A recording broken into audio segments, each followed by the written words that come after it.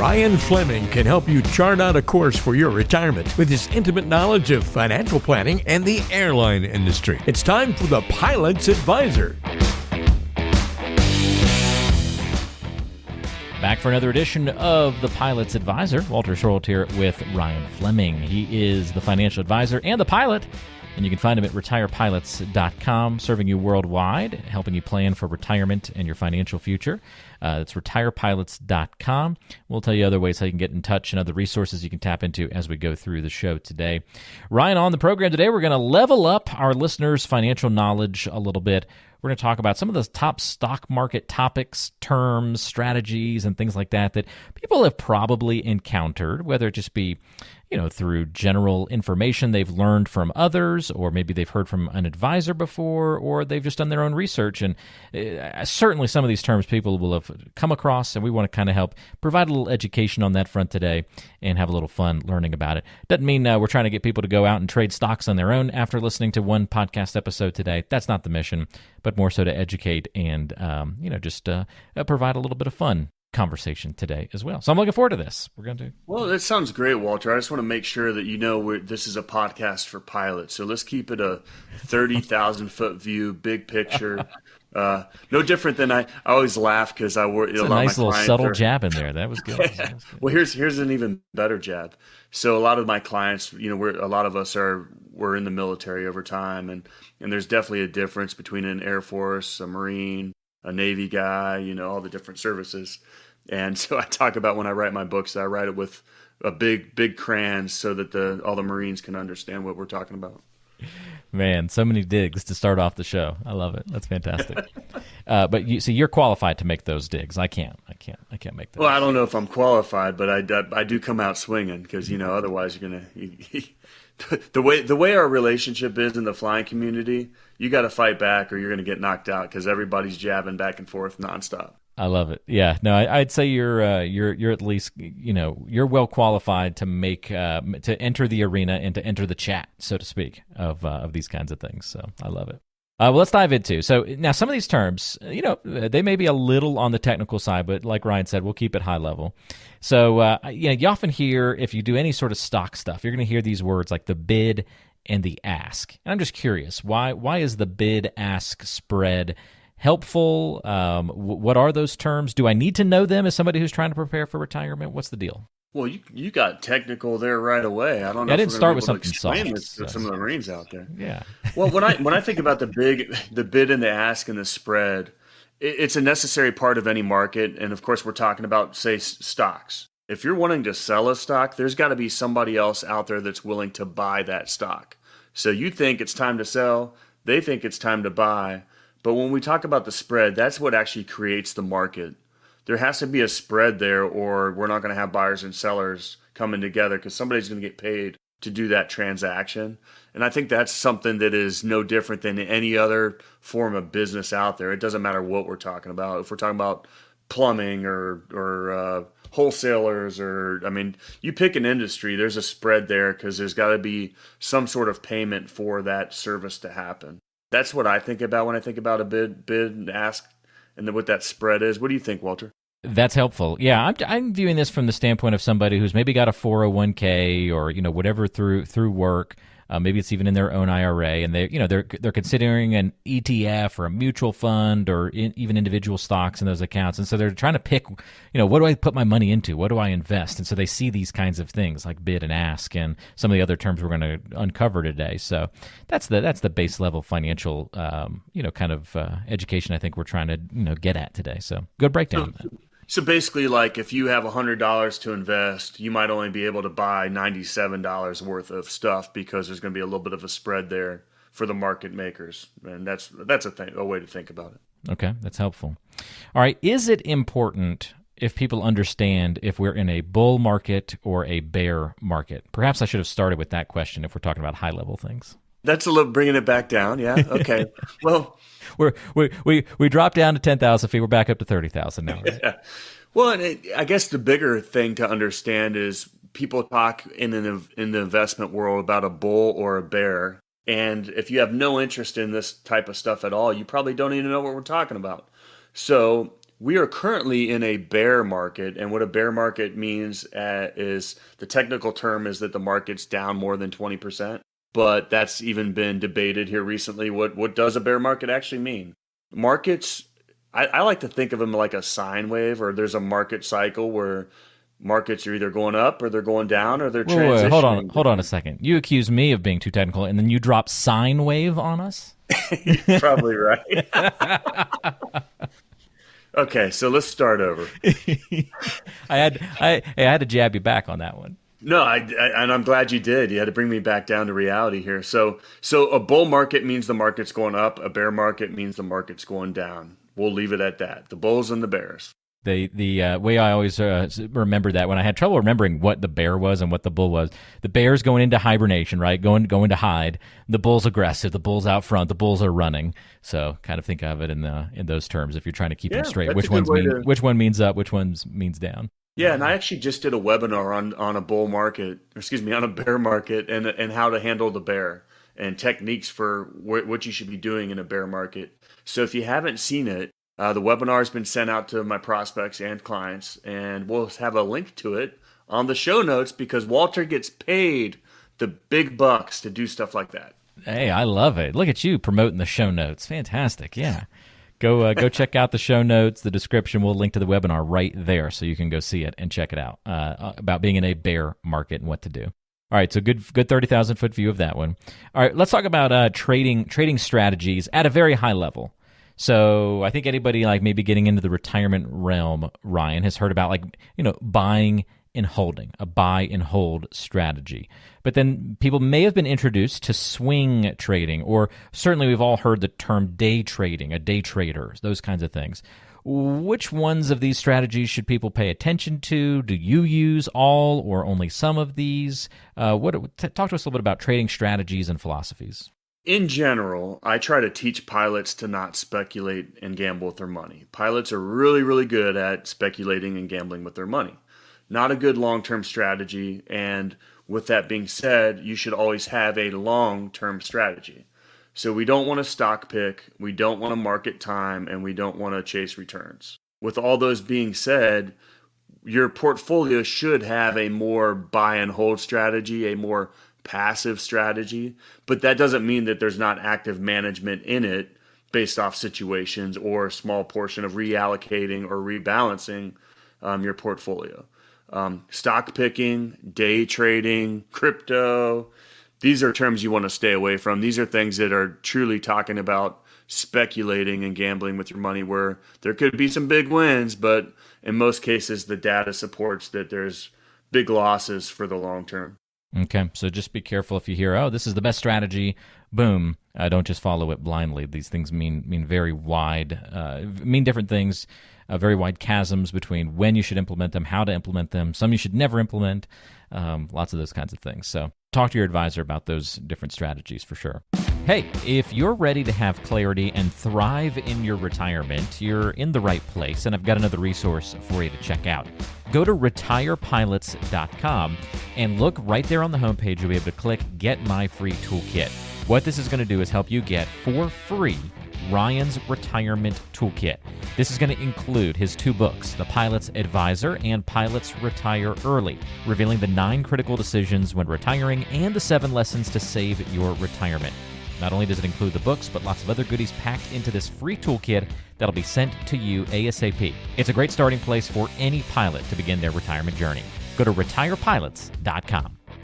All right, is there a big difference between, this is a question from me, Ryan. I've always wondered this one. Not really wondered it, but just never understood it maybe very well. Didn't take the time.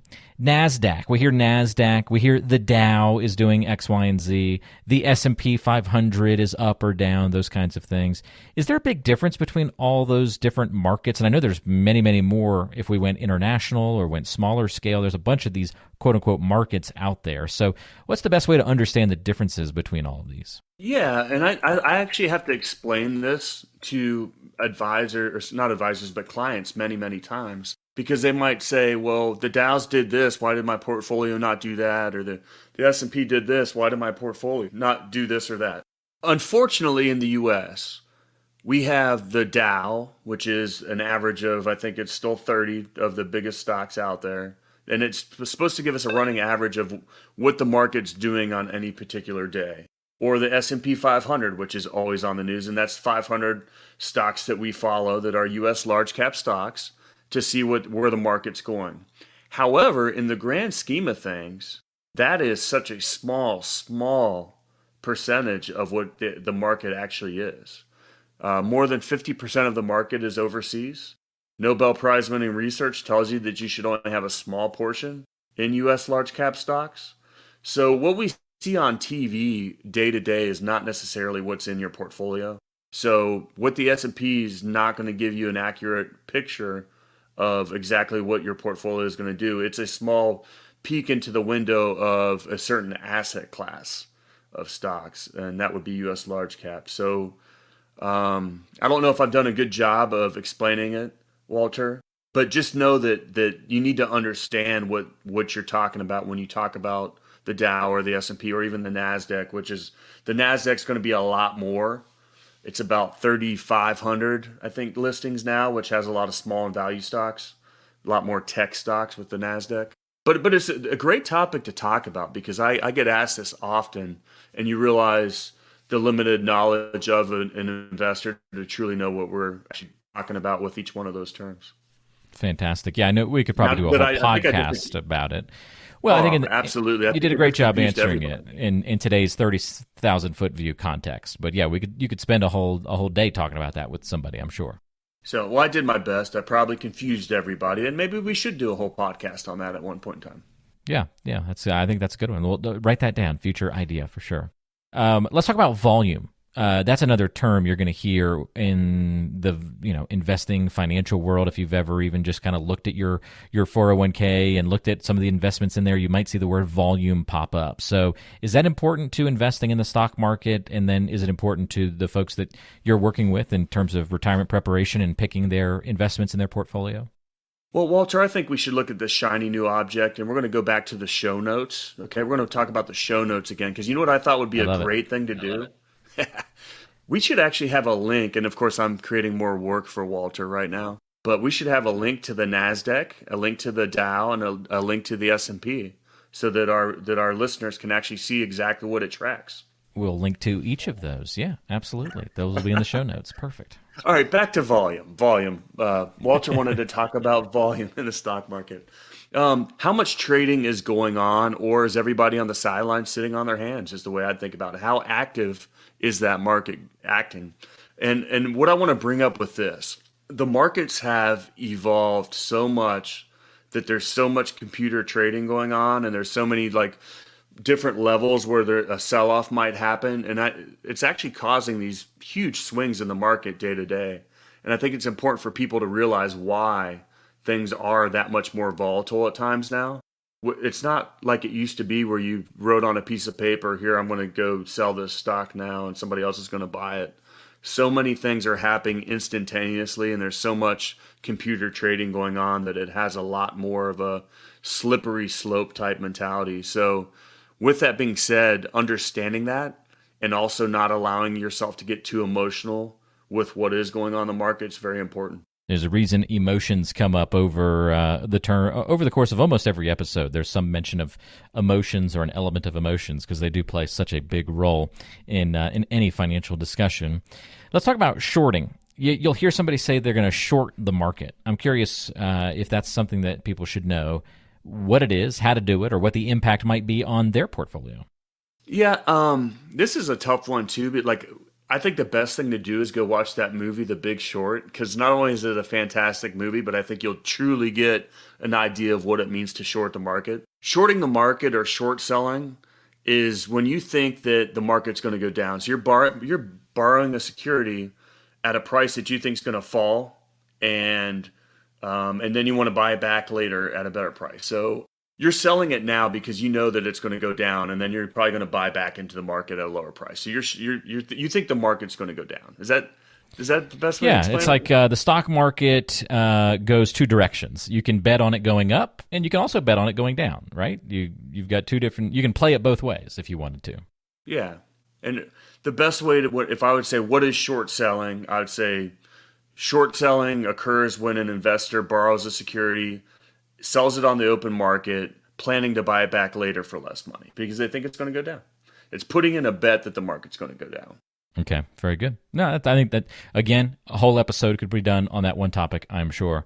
But like you said, go watch The Big Short, because they've been essentially one of their big dilemmas in that movie, right, is they're saying, look, if we make this bet, we're essentially not just betting on like one individual stock to have a temporary downfall.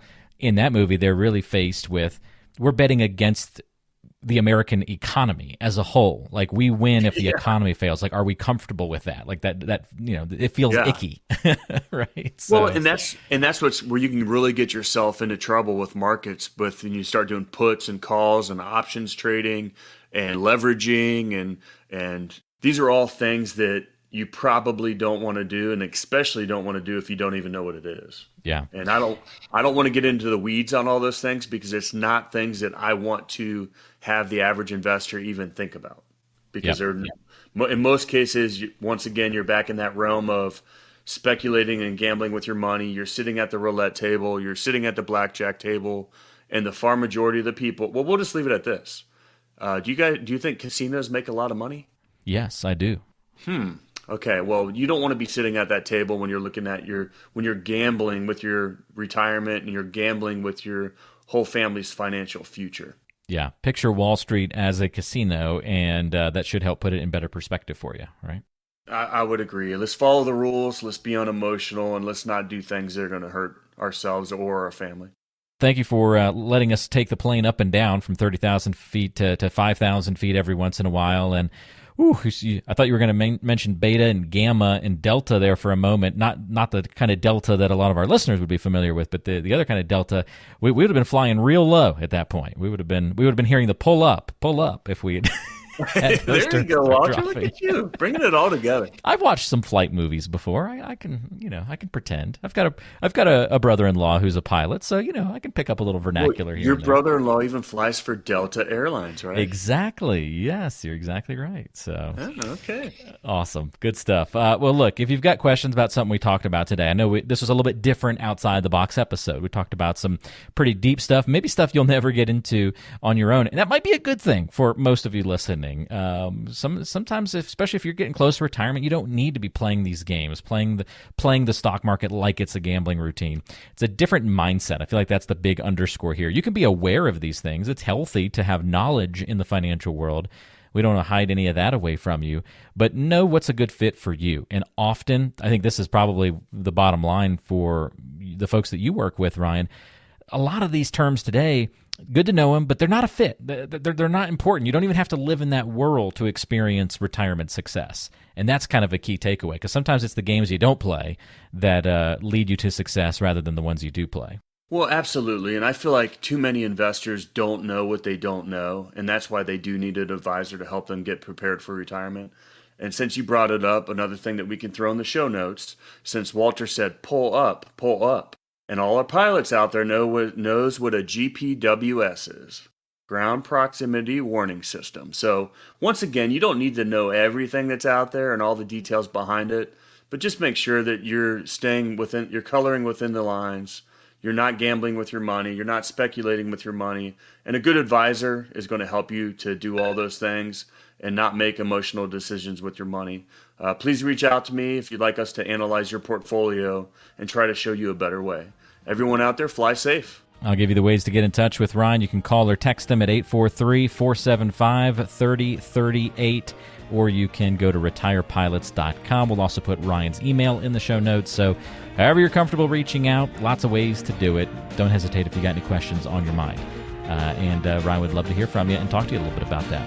For Ryan and Walter, we'll see you next time right back here on The Pilot's Advisor. Thanks for listening. Information is for illustrative purposes only and does not constitute tax, investment, or legal advice. Always consult with a qualified investment, legal, or tax professional before taking any action.